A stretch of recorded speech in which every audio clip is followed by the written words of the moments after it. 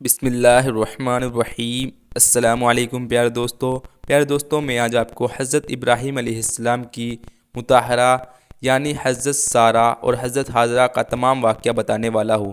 Video last تک ضرور دیکھیں۔ ناظرین، جب نمرود نے حضرت ابراہیم علیہ السلام کو ملک بابل سے نکال دیا تو حضرت ابراہیم علیہ السلام ملک شام کی طرف روانہ ہوئے۔ ان کے ساتھ ان کی بیوی حضرت سارہ اور ان کے بھتیجے حضرت لوط علیہ السلام تھے۔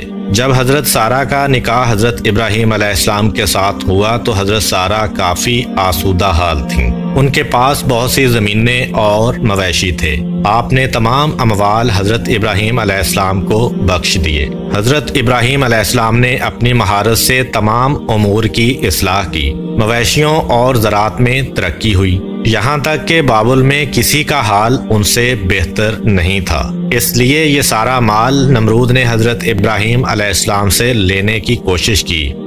بادشاہ نے نوح علیہ السلام کو کہاں نکالا تھا؟ کمنٹ میں بتاؤ۔ ابراہیم علیہ السلام حضرت لوط علیہ السلام اور حضرت سارہ کو لے کر چلے گئے اور کہا، سورہ الصافات آیت نمبر 99، میں اپنے پروردگار کی طرف یعنی بیت المقدس جا رہا ہوں، وہ عنقریب میری راہبری کرے گا۔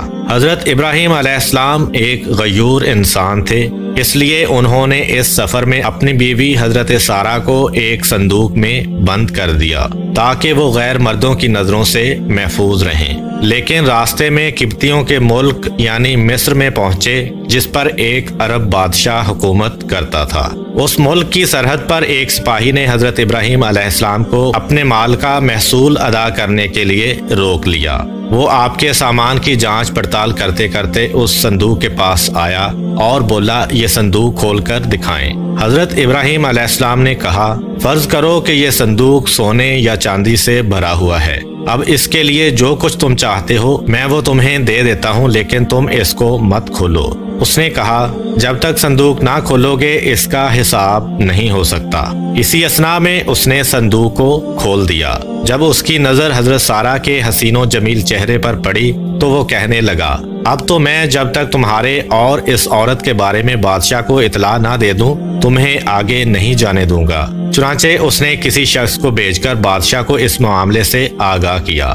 بادشاہ نے چند لوگوں کو بھیجا کہ صندوق اٹھا کر لے آئیں۔ حضرت ابراہیم علیہ السلام بھی ساتھ چلے اور فرمایا کہ جب تک میرے جسم میں جان باقی ہے میں صندوق سے جدا نہیں ہوں گا۔ جب بادشاہ کو یہ اطلاع دی گئی تو اس نے حکم دیا کہ ابراہیم کو بھی تابوت کے ساتھ آنے کی اجازت دے دی جائے۔ چنانچہ حضرت ابراہیم علیہ السلام کو تابوت اور ان کے تمام سامان کے ساتھ بادشاہ کے پاس لے جایا گیا۔ جب آپ اس کے سامنے پہنچے اور اس کی نظر حضرت سارہ پر پڑی تو اس نے بے اختیار اپنا ہاتھ ان کی جانب بڑھایا۔ حضرت ابراہیم علیہ السلام جو غیرت و حمیت کا سرچشمہ تھے، وہ سخت پریشان ہوئے اور ادھر سے منہ پھیر کر اللہ تعالیٰ سے کہا، پروردگار میرے اہل حرم کو اس شخص کے ہاتھ سے محفوظ رکھنا۔ اسی وقت بادشاہ کا ہاتھ سوکھی لکڑی کی مانند ہو گیا اور اس نے حضرت ابراہیم علیہ السلام کو مخاطب ہو کر کہا، کیا تمہارے خدا نے میرا ہاتھ خشک کر دیا ہے؟ حضرت ابراہیم علیہ السلام نے فرمایا، ہاں میرا خدا غیور ہے اور وہ حرام کاموں کو ناپسند کرتا ہے۔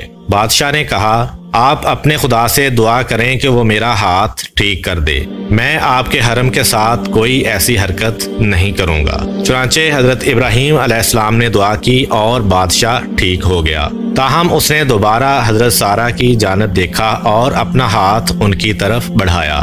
اس پر پہلے کی طرح اس کا ہاتھ پھر خشک ہو گیا۔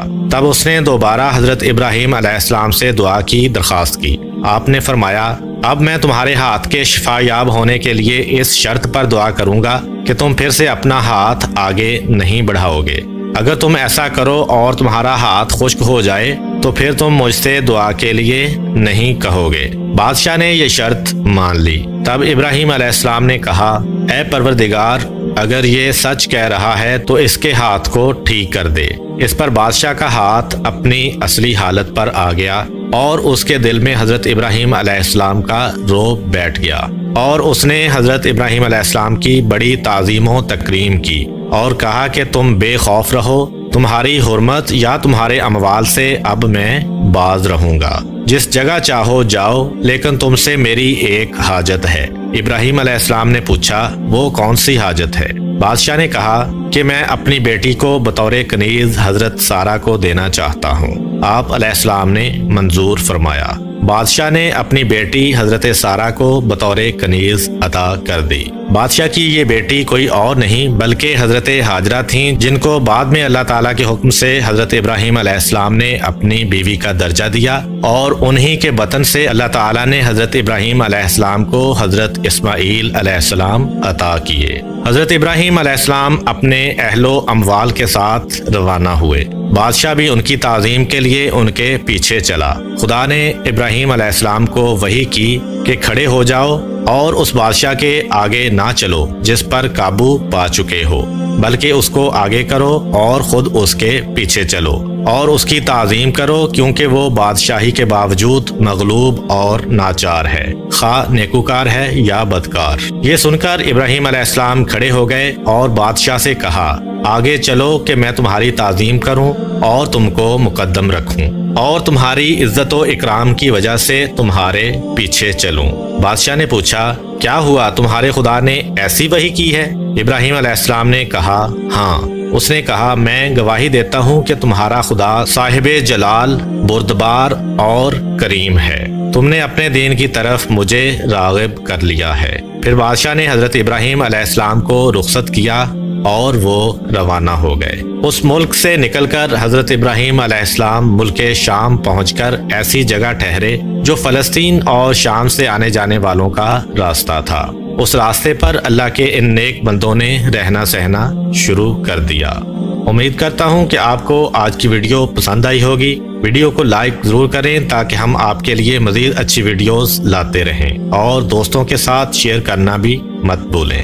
حضرت ابراہیم علیہ السلام کی آگے کی زندگی کے حالات ہم آپ کو آنے والی ویڈیوز میں بیان کریں گے۔ اللہ آپ سب کا حامی و ناصر ہو۔